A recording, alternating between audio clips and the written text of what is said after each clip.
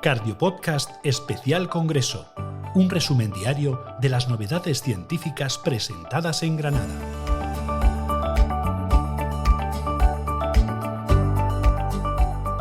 Buenas tardes y bienvenidos al último programa especial del Congreso SEC 25 que se ha celebrado en el Palacio de Congresos de Granada. Durante estos 3 días os hemos ido resumiendo lo mejor de cada jornada científica que hemos vivido aquí en esta ciudad con duende. Soy Alicia Ituarte y en la cabina Cardiopodcast saludamos ya a Lucía Matute. Bienvenida y enhorabuena, doctora, porque estás de estreno. Ya eres oficialmente la nueva presidenta del Grupo de Jóvenes Cardiólogos. Muchas gracias, Alicia, y buenas tardes a todos. Efectivamente, han sido 3 días muy intensos de actualización científica y de encuentros con amigos de la especialidad, que también es muy importante. Bueno, y en este último programa vamos a hablar sobre el presente y el futuro de la SEC. Repasamos la inflamación miocárdica en el paciente con insuficiencia cardíaca. Damos respuesta a cómo tratar de forma eficiente al paciente con síncope, las pruebas diagnósticas de valor y el manejo seguro de estos pacientes. Charlamos con 2 de los expertos que han analizado casos complejos en la cardiología del deporte. Y, por supuesto, pedimos a los ponentes de la sesión de Cardiopodcast de Cardioactualidad que nos apunten lo mejor de este año en cada área de conocimiento. Bueno, y vamos a empezar con este viaje por el presente y futuro de la SEC. Nos acompañan para ello sus 3 principales implicados en este recorrido. Luis Rodríguez Padial, ya presidente anterior de la SEC, Ignacio Fernández Lozano, nuevo presidente de la SEC, y Almudena Castro Conde, presidenta electa. Muy buenas, doctores, bienvenidos. Hola. Hola, muy buenas. Doctor Padial, vamos a empezar por el principio. ¿De dónde venimos? Bueno, pues es una pregunta que puede hacerse muy extensa. La sociedad cumplió 80 años y entonces venimos del trabajo de muchas personas que han ido dedicando su tiempo a la sociedad para mejorarla, ¿no? Lo que hemos hecho nosotros es continuar algunos de los temas que ya estaban en marcha, desarrollarlos y luego poner el acento en algunos aspectos importantes que contribuyen a mantener la posición de liderazgo de la SEC, ¿no? Hemos hecho hincapié en el periodo, en el bienio en el que yo he estado de presidente, en concienciarnos todos en la importancia de la salud cardiovascular en las mujeres y hemos hecho una serie de actividades en ese sentido que probablemente se continúen, pero ha pasado la SEC de estar observando ese tema a realmente ponerse ahí en el foco. Y luego otro aspecto que hemos querido, en el que hemos querido también hacer hincapié es dar más protagonismo a los socios. Al final hemos presentado unos cambios en el estatuto que van a contribuir a que haya un mayor protagonismo de todos en el Ejecutivo. Obviamente esto habrá que traerlo a tierra, madurarlo, hablarlo con ellos y yo espero que en un tiempo, si hace falta se harán modificaciones, todos se sientan cómodos, porque lo que se trata es de que la SEC siga siendo la sociedad científica líder en España y obviamente en el campo cardiovascular. Y otro aspecto que hemos desarrollado, que ya venía de antes, como digo, pues es por una parte la colaboración con el Ministerio en el desarrollo de la estrategia de salud cardiovascular y el potenciar la relación con nuestras sociedades científicas de cardiología de Iberoamérica, las REDIS. Pues la verdad es que nos abre una oportunidad muy grande de mejorar la salud cardiovascular en todo el mundo iberoamericano. Y yo creo que eso es un activo de la Sociedad Española de Cardiología que nos da un valor especial dentro de la europea y donde sea, porque ya no somos los millones de habitantes que tenemos aquí, somos 500 millones de personas con los que colaboramos para transmitir estrategias de mejora de la salud cardiovascular. Muchas gracias por esta visión. Y, doctor Fernández Lozano, ¿cuáles son los principales objetivos que se propone la Sociedad Española de Cardiología para estos 2 años? Nosotros hemos diseñado un programa basado básicamente en 5 puntos. El primero es de dónde venimos. La SEC, lo más importante que hace probablemente son los programas institucionales. SEC Calidad, SEC es excelente. Y eso no se hace en 2 años. Ni en 4, ni en 6, ni en 8, ni en 10. Tenemos registros de más de 15 años. El registro Recalcar empezó también hace más de 15 años. Y eso es lo que nos consolida como una sociedad científica con influencia en las autoridades sanitarias, que al final es lo que hace planes para mejorar la atención y programas y recursos y dinero de los pacientes con enfermedad cardiovascular. Y un ejemplo es el plan estratégico. El plan estratégico nos toca probablemente desarrollarlo a nosotros. Han participado muchas personas, pero es este ejecutivo y nosotros somos todos los que lo tenemos que desarrollar en estos 2 años. El segundo, como ha dicho el doctor Padial, es desarrollar la nueva estructura organizativa que nos hemos dado en esta Asamblea General de ayer. Y ese plano lo tenemos que hacer también con todos, ¿eh? Todos nos tenemos que sentir cómodos dentro de esto y si tenemos que rectificar algo lo tendremos que hacer para que seamos una sociedad más moderna, más participativa y más dinámica, más flexible y más democrática. El tercer punto, como la cabra tira al monte, es la parada cardíaca. Uno de los proyectos en los que llevamos mucho tiempo trabajando en la SEC es nuestro proyecto de red de voluntarios y de localización de desfibriladores. Nos ha costado mucho, pero ya lo tenemos integrados en 2 comunidades autónomas y queremos avanzar durante este año para implantarlo en todas las que podamos, en todas las que se dejen. O si no, fomentar que lo hagan en una manera similar para acercarnos a los resultados de parada cardíaca que está teniendo Holanda, Francia, Suecia y que nosotros nos estamos quedando atrás. El cuarto punto es intentar ver cómo la inteligencia artificial se implica en los servicios de cardiología y en la práctica del cardiólogo, un punto complejo, difícil, nebuloso, que caduca cada 15 días, pero lo que hemos hecho de momento es abrir esa puerta, tener esos foros de debate, de participación, saber, conocer, ver y empezar a ver cómo la inteligencia artificial, que probablemente nos va a cambiar la práctica clínica, la podemos integrar. Y finalmente, desarrollar el capítulo hipocrático. La tecnología, la inteligencia artificial, todo parece que amenaza la relación médica-paciente. Yo creo que puede ser completamente al revés. Y uno de los puntos que queremos hacer durante estos 2 años es precisamente desarrollar la parte hipocrática de la medicina, de la cardiología, la relación con el paciente, la empatía con sus problemas, y en eso iremos avanzando durante este periodo. Muchas gracias. Doctora Castro, con estos pasos ya emprendidos y algo más a largo plazo, ¿con qué objetivos llegas a este cargo de presidenta electa? Mi principal objetivo es dar un poco de voz a esa cantidad de votos que ha habido en estas elecciones. Creo que me corrijan mis amigos, compañeros, expresidente y presidente actual, ha sido las elecciones con más votantes, y creo que eso es muy bueno para la sociedad, y por eso mi principal objetivo es abrir la SEC a oír a esa gente que no votaba y que ahora vota, ¿no? Que fundamentalmente lo sabemos todos, el colectivo de cardiólogos jóvenes, y preguntarnos, ¿no? Está muy bien decidir, pero también preguntarnos qué quieren ellos, y eso es fundamental. Abrir la SEC a cardiólogos que se sienten un poco fuera de ella, cardiólogos de la cardiología privada, cardiólogos de hospitales comarcales, preguntar también cómo, porque a veces tenemos ideas de que nosotros lo estamos haciendo bien, pero hay que ir hasta ellos a decir, pues mira, no me siento representado en esto, pues eso. Para mí sería lo fundamental. Luego tenemos la suerte de tener a Julio Núñez dentro del Ejecutivo. Sabemos todos quién es Julio Núñez en el mundo de la investigación, y queremos hacer una investigación en red a nivel nacional, independiente, y que tengamos estudios en congresos internacionales importantes con la marca SEC como promotor. Queremos liderar en Europa, y para liderar en Europa, esto es un trabajo de años, es fomentar y impulsar a cardiólogos que veamos que tienen talentos, y dejarlos ahí en los grupos de trabajo europeos, que esto no es de un día para otro, no es dar una sesión en un congreso, eso no es liderar, es tenerlos en grupos para que en 2, 3, 4 años, es que es muy fácil, el cardiólogo español es muy bueno, es que en cuanto lo dejas ahí, brilla solo, y en 4 o 5 años vamos a tener cardiólogos españoles en todas las áreas de la europea liderando, no tengo ninguna duda. Por supuesto, y además, como presidenta electa, la formación. Todos los que me conocéis sabéis que no creo en la medicina si no hay formación, y seguir impulsando lo que ha hecho Nacho, lo que ha hecho Luis y lo que han hecho los anteriores electos cuando les tocaba, porque creo que la SEC se caracteriza por muchas cosas, pero fundamentalmente porque los programas de formación a cualquier nivel son los mejores, ¿no? Y en ese sentido, por supuesto, lo que tenemos que hacer es desarrollar los cursos de simulación. Y quiero intentar tener, de alguna forma, que seamos nosotros los que podamos ofertar la simulación y no tener que ir a un sitio a pedir, déjanos las instalaciones. Eso hay que desarrollarlo, y es una cosa a medio o largo plazo, pero seguramente vamos a poder lograrlo.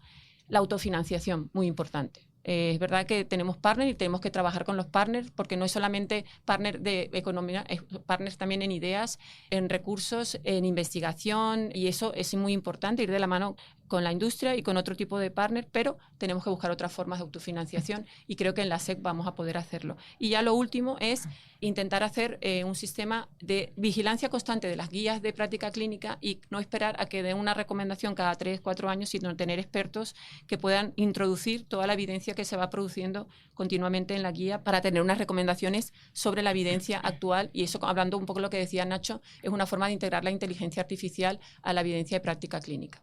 Muchas gracias, Almudena.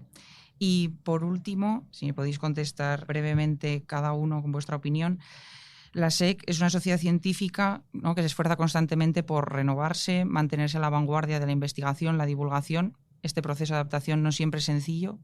¿Cómo imagináis el futuro de la sociedad en los próximos años? ¿Esto queda grabado? Un podcast queda siempre grabado, pero es que es muy difícil saber el futuro, ¿no? Los cambios en cardiología son prácticamente cada 3 meses hay algo que te ha cambiado. Como tú no estudies, en un año estás casi caducado y en 2 estás muerto. Y es muy difícil anticipar el futuro. Sobre todo, además, teniendo el tsunami de la inteligencia artificial ahí delante de la puerta.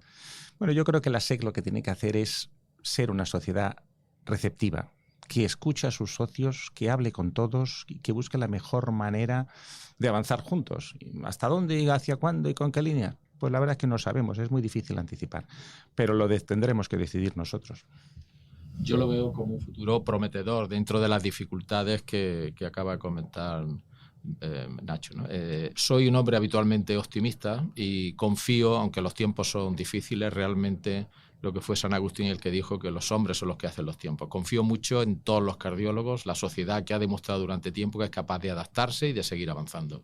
Y en esa base tengo la esperanza de que vamos a seguir liderando el futuro de la medicina y de la patología cardiovascular, no solo en España, sino a nivel internacional. Pues yo lo imagino a la SEC como una sociedad abierta, integradora, plural y moderna. Qué ambicioso eso, ¿eh? Qué bien. Lo vamos a conseguir. Bueno, doctores, pues muchísimas gracias. No os queremos entretener más. Ha sido una jornada muy intensa después de un congreso muy intenso e imaginamos que todos los congresos tienen también un cierre, así que os dejamos disfrutarlo. Muchísimas gracias. Gracias a vosotros. Gracias. Estás escuchando Cardio Podcast Especial Congreso. Antes de charlar con nuestro siguiente invitado en la cabina Cardio Podcast, vamos a recordar que ayer por la tarde se celebraba la gran final de nuestra mítica Liga de los Casos Clínicos. Y ya tenemos equipo ganador de la 13ª edición. Escuchamos a Clara Hugueto Rodrigo del Hospital Universitario La Paz y manager del increíble Hulp. Llevamos participando en esta competición desde hace mucho tiempo, desde que yo era recién pequeña. La verdad es que todos los años lo hacemos con mucha ilusión.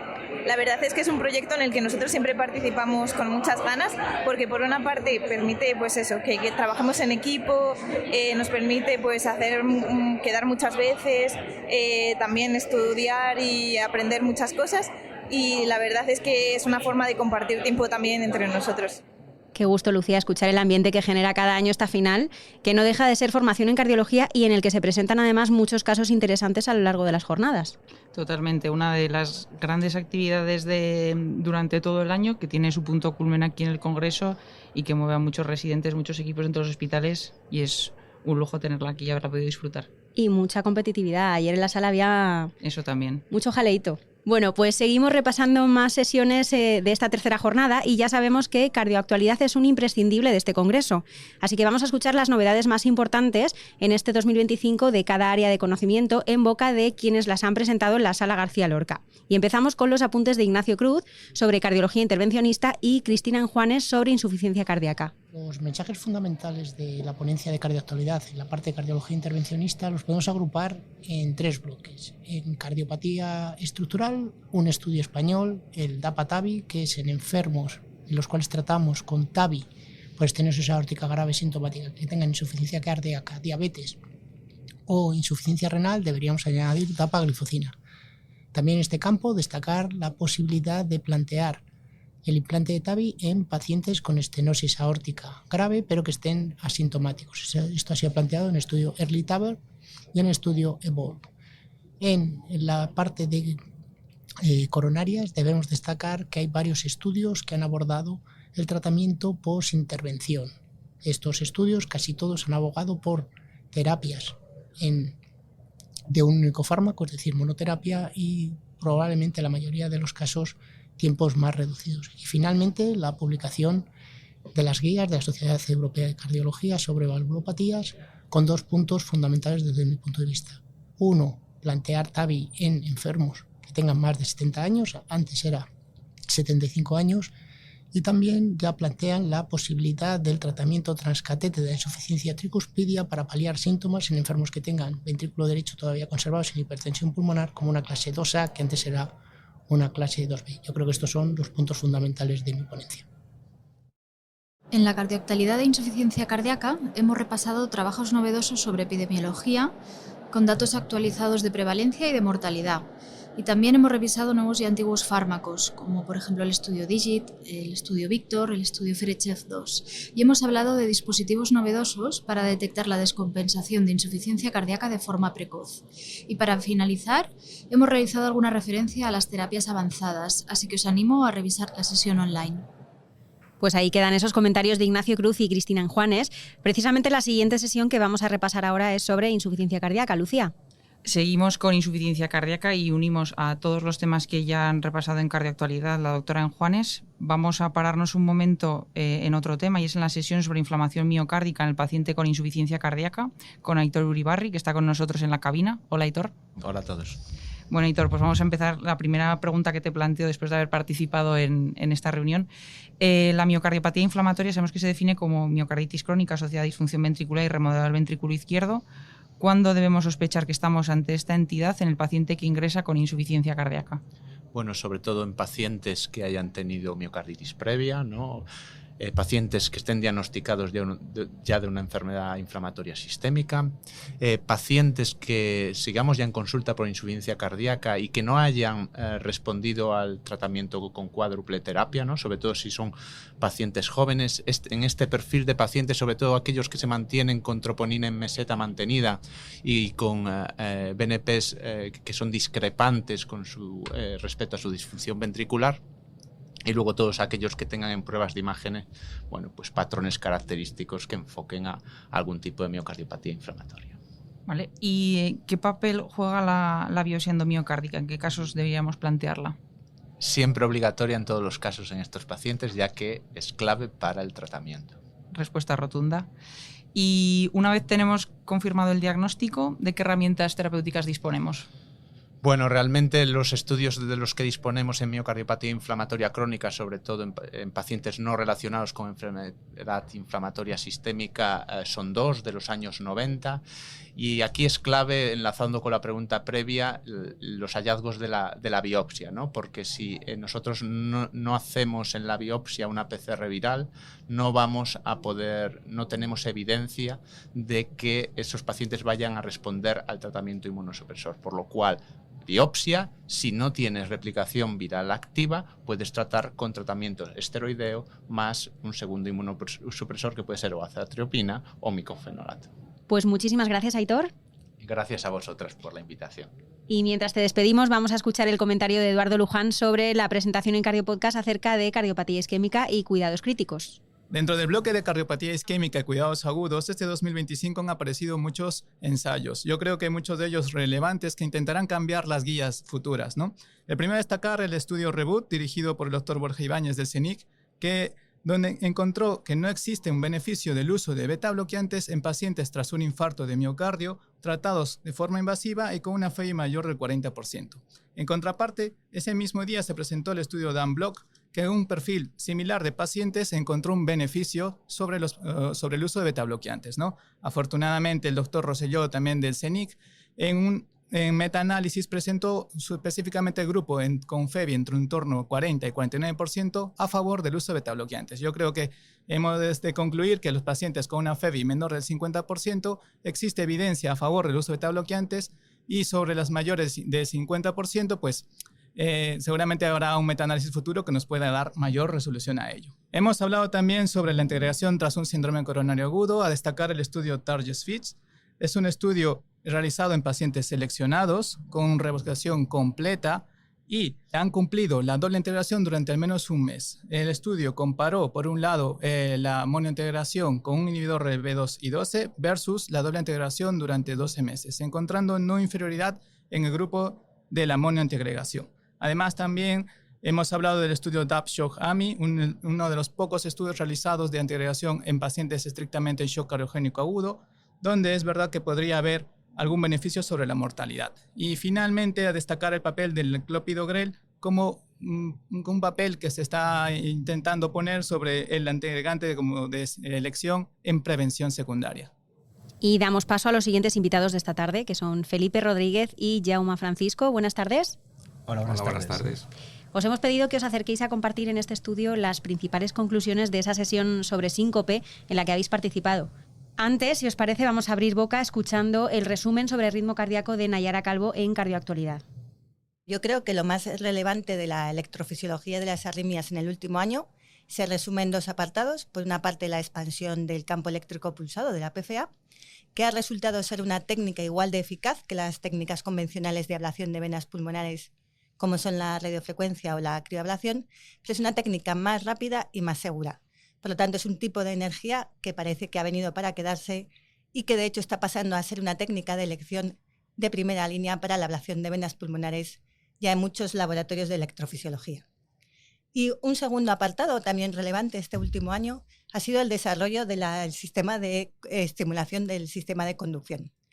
Es un sistema que ha demostrado su superioridad frente a la estimulación convencional del ventrículo derecho en pacientes con bloqueo AV y parece ser no inferior a la estimulación biventricular en pacientes con insuficiencia cardíaca. Sin embargo, hasta la fecha, la evidencia es menor en casos de insuficiencia cardíaca y, por lo tanto, no está tan consolidada como la estimulación biventricular en pacientes con insuficiencia cardíaca. No obstante, ya los expertos lo recomiendan como una alternativa válida en los pacientes en los que la estimulación biventricular no ofrece una respuesta o en aquellos pacientes en los que no es posible el acceso a través del seno coronario. Pues como hemos visto en la sesión de Cardioactualidad, hemos revisado temas muy importantes y, valga la redundancia, muy de actualidad en el campo del ritmo y de la electrofisiología. Y vamos ahora con un tema muy frecuente en las consultas, como es el síncope.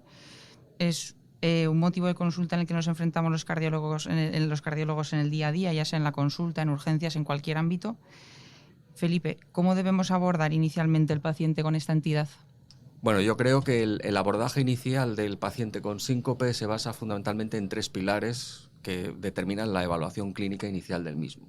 Por una parte hay que hacer una anamnesis que debe ser estructurada, que debe ser completa y orientada no solo al diagnóstico, sino también a buscar posibles factores que nos hagan pensar en un pronóstico malo del paciente que tenemos delante. Evidentemente debe de ir asociada a una exploración física que también debe de ser completa y estructurada y en la que debemos buscar sobre todo aquellas circunstancias que nos permitan detectar pacientes a los que inicialmente ya tenemos que tratar de otra manera porque tengan inestabilidad hemodinámica u otra serie de signos que puedan ser ominosos. Finalmente, la tercera de las patas de esta evaluación clínica inicial es el electrocardiograma, que debe de ser sin duda la prueba, si es que podemos considerar la prueba o ya dentro del manejo inicial, y que nos va a dar una información muy relevante tanto en el diagnóstico como en el pronóstico de los pacientes. No debemos olvidar que el hecho de tener un electrocardiograma normal es probablemente uno de los factores que mayor impacto tiene en un pronóstico benigno del paciente al que estamos valorando. Pues tener en cuenta todos los aspectos que has comentado, ¿no? y valorarlos, que muchas veces en el día a día lo pasamos por alto y es fundamental, como bien has dicho, la anamnesis, exploración física y el electroesenciales. Y Jaume, ¿qué pruebas diagnósticas dirías que son esenciales en este paciente con síncope una vez después de este primer paso? Yo creo que el primer paso es lo más fundamental y a partir de ahí muchos pacientes no van a requerir otras exploraciones. Esto va a ser el gran número de pacientes. Pacientes de bajo riesgo y síncopes poco frecuentes y no graves, esos pacientes no suelen necesitar más que lo que ha comentado Felipe. Ahora bien, luego los pacientes, ese grupo de pacientes que se va a beneficiar de un estudio más en detalle, dependerá un poco del perfil que tengan. Si es un perfil de síncope cardiogénico, básicamente si la estratificación de riesgo nos ha dicho que este paciente tiene riesgo de tener arritmias, ahí tendremos que ir a lo que llamamos la vía cardíaca del estudio, ¿no? Y ahí entraremos desde pruebas estructurales en función de la cardiopatía que tenga el paciente, como haríamos con otros pacientes, y desde el punto de vista del síncope es en el único perfil de pacientes que a veces el estudio electrofisiológico nos puede dar un rendimiento, sobre todo en los pacientes que tengan trastornos de conducción, el paradigma bloqueo bifascicular, o en los pacientes que tengan cicatriz miocárdica, sobre todo cardiopatía isquémica, que son los que el estudio electrofisiológico permite estratificar el riesgo e inducir taquicardias ventriculares. A partir de ahí, si no hemos alcanzado el diagnóstico de pacientes de alto riesgo, casi es mandatorio, en mi opinión, terminar implantando un holter de eventos. ¿Por qué? El paso previo no nos permite diagnosticar el 100% de los pacientes. Tiene un valor predictivo negativo alrededor del 70-80%, con lo que algún paciente se nos puede escapar y el holter de eventos tiene un papel muy importante.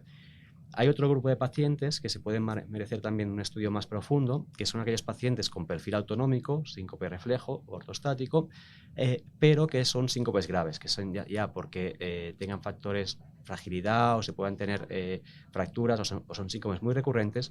Ahí también está bien estudiarlos porque podemos guiar un poco el tratamiento. Son aquellos pacientes que nos van a guiar el tratamiento. Y ahí es donde el masaje del seno carotídeo, por un lado, nos puede desenmascarar una cardioinhibición, y es donde otras pruebas como es el tilt test y el mapa de presión nos pueden ayudar a terminar de fenotipar el paciente sobre si tiene un perfil autonómico más cardioinhibitorio con bradicardia, que a algunos pacientes luego se puede implantar un marcapasos o hacer otras técnicas que tenemos actualmente, o si tiene un perfil básicamente vasodepresión o hipotensión ortostática, que el tratamiento va en otro sentido. Y solo un pequeño porcentaje de esos pacientes que con esto no puedes llegar a tipificar, o que el síncope sea de causa incierta y te interese tratarlo, hay un papel también ahí del Holter implantable que puede también desenmascarar el fenotipo e incluso dar un diagnóstico alternativo de los pacientes. Y otro aspecto en el manejo del síncope, os pregunto a los dos, ¿en qué perfil de paciente con síncope nos vamos a plantear el ingreso hospitalario y en cuál creemos que es seguro manejarlo de una forma ambulatoria?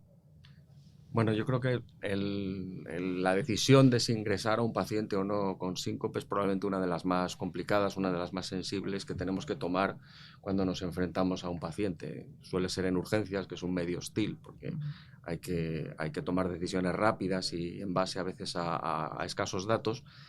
Y en este caso yo creo que hay que hacer una estratificación progresiva. En primer lugar, habría que descartar aquellos casos en los que después de haberles hecho una valoración inicial es evidente que tienen que ingresar, paciente que tiene un bloqueo completo, paciente que ha tenido un síncope por un tromboembolismo pulmonar, pues en ese caso no hay duda. El problema viene después en aquellos pacientes en los que sabemos que tienen factores de riesgo, que pueden tener un riesgo alto o un riesgo intermedio, que hayamos hecho al estratificar el riesgo, y en los que no sepamos muy bien qué es lo que hay que hacer. Tradicionalmente lo que se ha hecho es ingresar a estos pacientes, y eso supone que el elevado número de estos pacientes con estas características pues, ha hecho que las tasas de ingresos en nuestros hospitales y en otros medios todavía más, como puede ser en Estados Unidos, pues hayan sido muy altas. En estos casos existe una tercera vía, que podría ser la implantación de unidades de síncope o de unidades de manejo rápido en urgencias de estos pacientes, o como se quieran llamar, que podrían manejar de una manera más ágil a determinado subgrupo de estos pacientes y darles una alta más rápida de la que tendrían si ingresan en el hospital. Y finalmente, lo que hay que tener claro es que síncopes de buen pronóstico y que no tienen ningún diagnóstico que requiera hospitalización ni requieran pruebas suplementarias, esos deben de ser derivados inmediatamente para un manejo ambulatorio, sin duda. Vale, y para finalizar, actualmente en 2025, ¿qué novedades tenemos en el tratamiento del síncope? Yo creo que quizás las novedades recaen sobre el síncope autonómico en los últimos años. No es una novedad de este año, pero en el paciente con un perfil cardioinhibitorio, desde hace unos años se ha puesto más accesible la realización de la cardioneurablación. Esta es una técnica que permite tratar de forma eficaz la cardioinhibición cardíaca, y estamos en un momento que aún estamos aprendiendo de la técnica. Es una técnica invasiva, por lo tanto hay que ser un poco restrictivos con las indicaciones, y tenemos de momento muchos datos observacionales y solo un estudio randomizado no ciego. Luego estamos a la espera de tener datos de estudios más potentes que nos vayan a indicar más a qué subperfil de pacientes podamos tratar.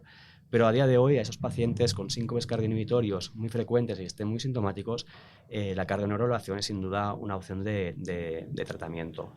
Sí, estoy de acuerdo. La cardioneurablación ahora mismo es la última tendencia terapéutica y sobre la que estamos todavía en un punto muy inicial y tendremos que seguir investigando para afinar más.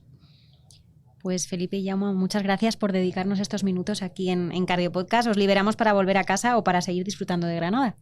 Muchas gracias a vosotros.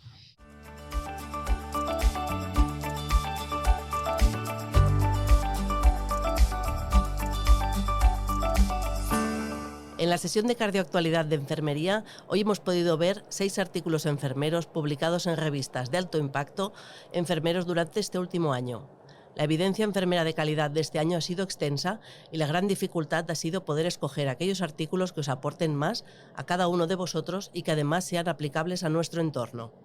Estos artículos que os he mostrado muestran temas como agudos cardiovasculares, hemodinámica, insuficiencia cardíaca, rehabilitación, arritmias. En todas estas diferentes áreas hay una enfermera que colabora con el equipo multidisciplinar en la mejora de los resultados de salud de los pacientes.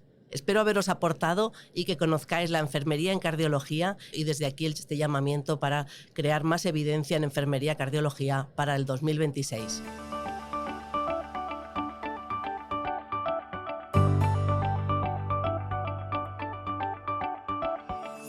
El stand de la SEC ha acogido el acto de residentes, en el que se despide a los R5 de su etapa formativa en los hospitales y se da la bienvenida a los R1.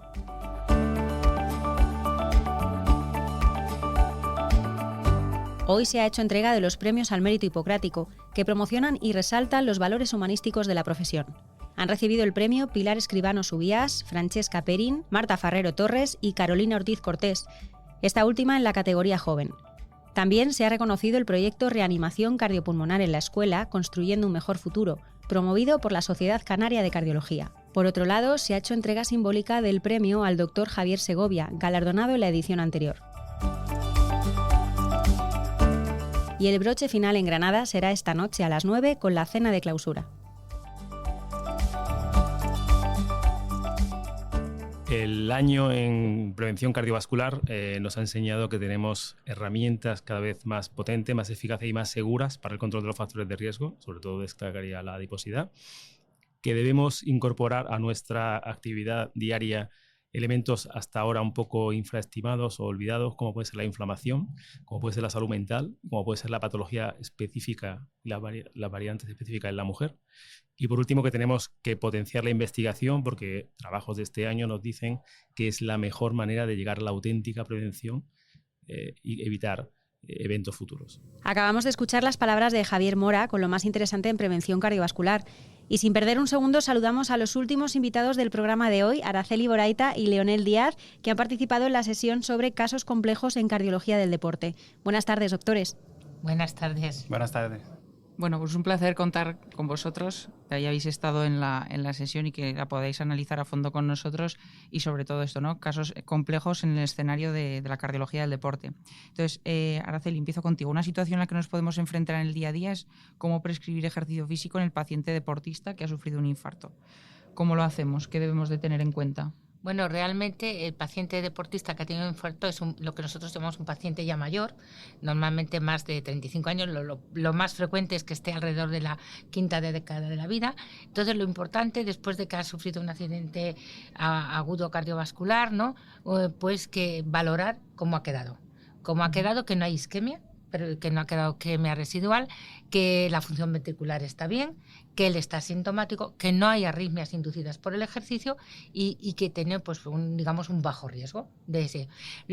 Bueno, todo va a depender, muchos de ellos ya están revascularizados, es importante saber si total o parcialmente y en función de cómo haya quedado podemos tener la perita en dulce, es decir, el que tiene lesión de un único vaso que se ha revascularizado y que ha quedado perfecto, o aquel que es lo más frecuente en deporte, en los deportistas, o aquel otro caso que se trata de un señor que sí que hacía deporte, que era un deportista aficionado, que realmente hacía deporte de salud y que no se ha revascularizado completamente. Y entonces las indicaciones de ejercicio van a cambiar. Entonces, si es la persona que ha quedado perfecto, probablemente después de un programa de rehabilitación cardíaca, no solamente por el ejercicio, que ellos ya lo saben y lo hacen, sino simplemente la rehabilitación va más allá, que va a ir a combatir esos factores de riesgo que a lo mejor él no era consciente que los tenía y lo que han hecho que tenga una placa ahí arteriosclerótica, que es la que ha condicionado el tener ese accidente isquémico agudo. Entonces, una vez que ya ha pasado por ese programa de rehabilitación para concienciar a él y a su familia de que tiene que cambiar sus hábitos de vida, pues ya puede retomar su actividad deportiva. Normalmente, ¿qué hacemos con estos deportistas? Pues intentamos hacerle una prueba de esfuerzo, idealmente con ergospirometría. Muchas veces no se puede hacer, Pero si se hace con eso, sabemos dónde están sus umbrales sus máximos, que son los que nos va a definir el rango de ejercicio que no tienen riesgo, y la potencia aeróbica máxima. Si todo está perfecto, ese podrá hacer su deporte igual que el que hacía. Y sus controles. Siempre hay que decirles que ya vas a ser un cardiópata de por vida y que vas a tener que seguir con reconocimientos médicos. Perfecto. Muy resumido y, vamos, ha quedado clarísimo. No sé si, Lionel, ¿tienes algo que apuntar? Bueno, yo creo que en este tipo de deportista, bueno, como ha dicho Araceli, pero además hay que tener en cuenta sobre todo un poco, yo creo que a veces no se habla mucho de ello, es lo extra que hay en el deporte, que puede ser el sueño, el estrés, la vida moderna que llevamos, que a veces es bastante importante y que al final también hay que corregir en este tipo de deportistas, porque no solo son los factores de riesgo tradicionales, sino también esto, ¿no? Que yo creo que forma parte un poco de lo que estamos viendo que es importante y que hay que cambiar también. Y otra cuestión muy interesante y de la práctica clínica habitual, ¿qué recomendaciones vamos a hacer en cuanto a actividad física al paciente deportista en el que diagnosticamos una miocardiopatía hipertrófica?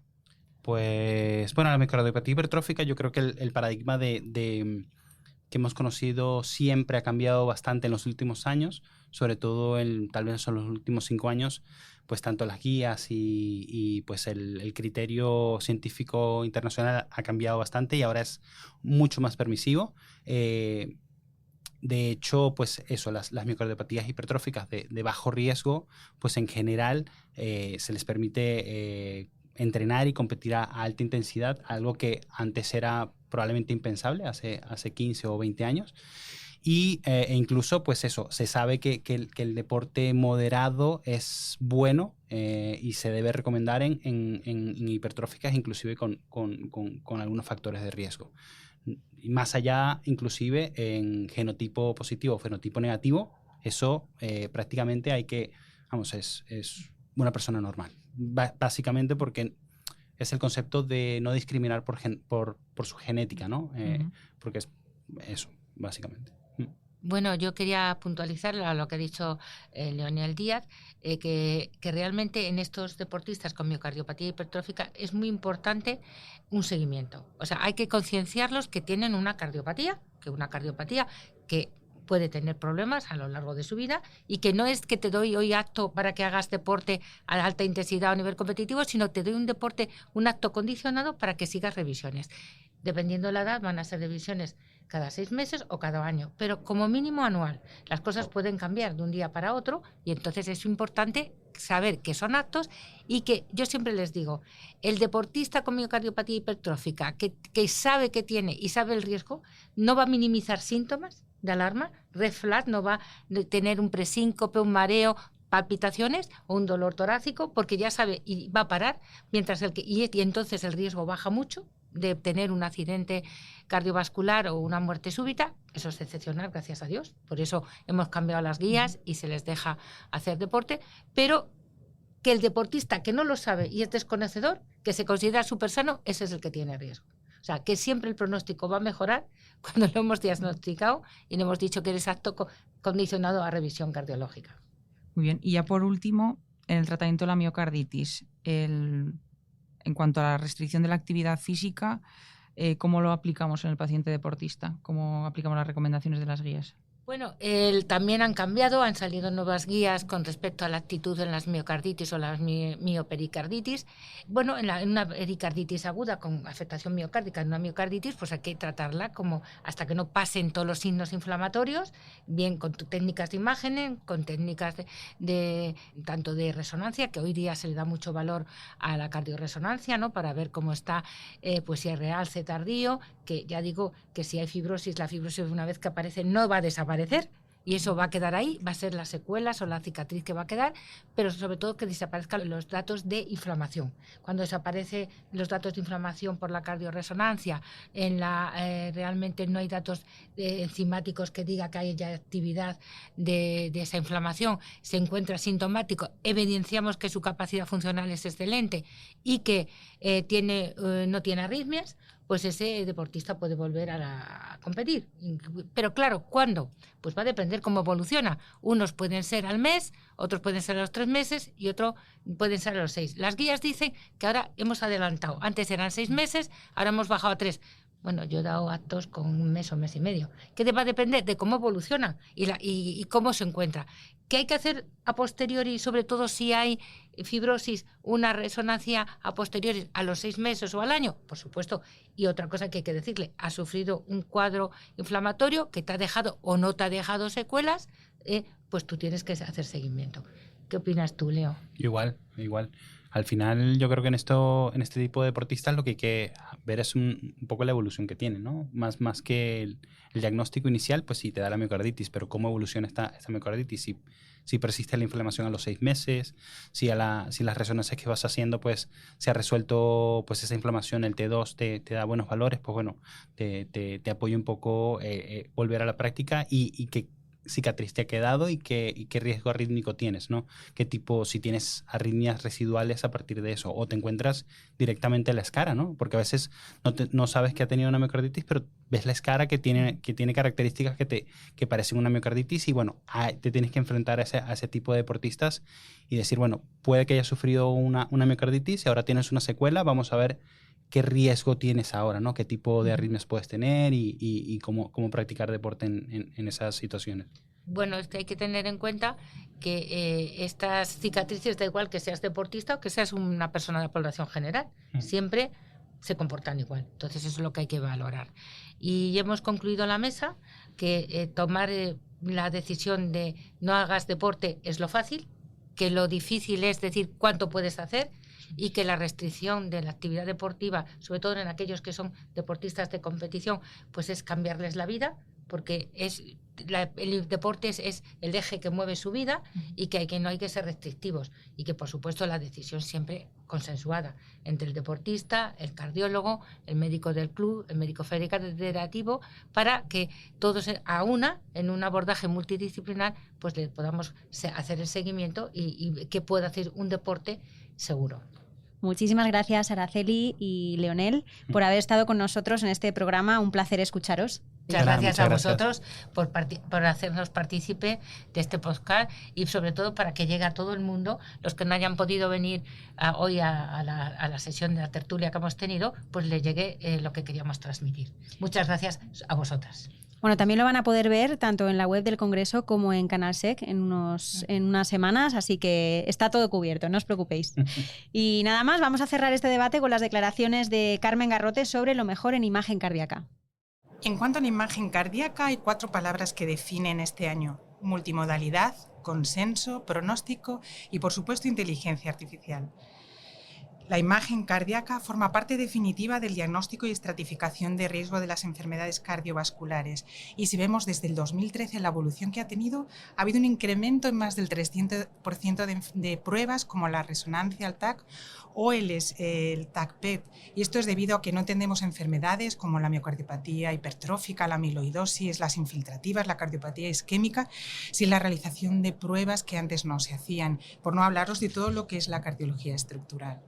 En cuanto al TAC, ha habido 2 grandes líneas de investigación: la mejoría en la calidad de imagen con el photon counting y el aumento de la capacidad del TAC para prevenir los eventos, añadiendo al score de calcio y al grado de estenosis coronaria otros datos que ayudan a la estratificación pronóstica, como son la presencia de grasa pericoronaria, las distintos grados de densidad de calcio o el FFR, por ejemplo.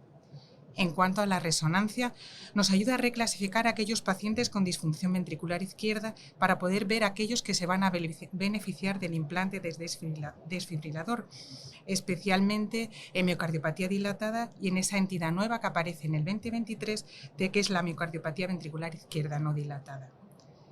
El PET ha tenido también su hueco este año con la presencia de nuevos radiotrazadores que nos abren las puertas a diagnósticos de nuevas enfermedades como la amiloidosis en la placa aterosclerótica de alto riesgo. Y en cuanto a la inteligencia artificial, ya la estamos usando, pero la mayor parte de las herramientas están en desarrollo. Y es importante que lleven asociado un estudio ético de coste-efectividad y de sostenibilidad.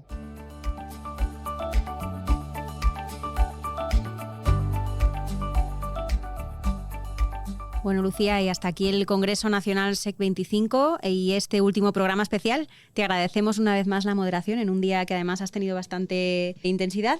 Muchas gracias a vosotros, Alicia, Jesús, a Gemma, muchas gracias por darme esta perspectiva también diferente del Congreso desde aquí la cabina. La verdad que hemos disfrutado de un Congreso Nacional con un programa científico excelente, nos hemos reencontrado con los compañeros y ya han surgido algunos proyectos de investigación para futuro, o sea que muy provechoso sin duda. Muy aprovechado, desde luego. Y con este punto final nos despedimos. Ha sido un placer seguir el Congreso desde esta cabina con todos los invitados que han pasado por ella. Y esta programación especial se ha realizado con la producción de Gemma Romero y la realización y edición de Jesús Nicolás. Por supuesto, podréis escuchar los 3 episodios en las principales plataformas de podcasting y en la web de secardiología.es. Esperamos que hayáis disfrutado una vez más de la cita anual y nos vemos el próximo año en Sevilla del 29 al 31 de octubre. Cardio Podcast Especial Congreso, un programa de la SEC coordinado por su grupo de jóvenes cardiólogos.